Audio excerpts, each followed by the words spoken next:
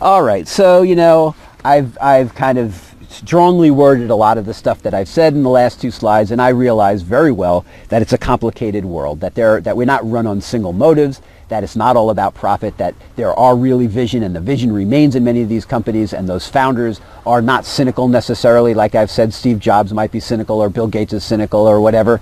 I don't know that if they're cynical or not. There's lots of motivations, and people are complicated. They're all playing the business game, no doubt about it. They are all playing the business game, but to what end are they playing the business game? In the end, are they benevolent, or are they evil?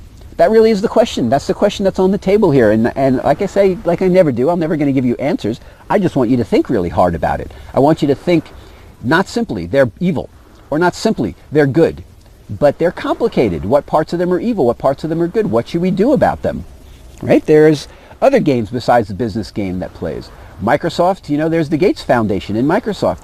Billions and billions of dollars, I think it's the largest private foundation in the world, funded by Bill, just chucking his money in there. So it's a complicated world.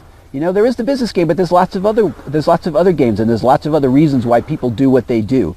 And it's not all cynical. I've given you a sort of a simplistic view of this, but it's not simple at all. There's lots going on.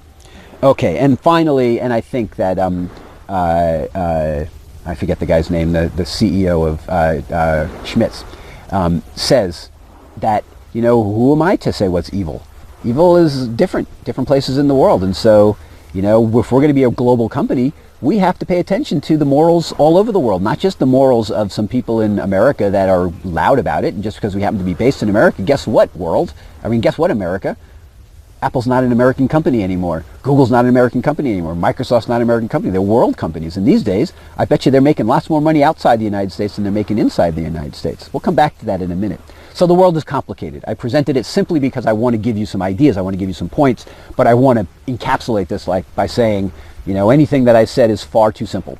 And you have to think a lot harder about it. And you have to talk to all your friends about it. And you have to come to a deeper and deeper understanding of this stuff.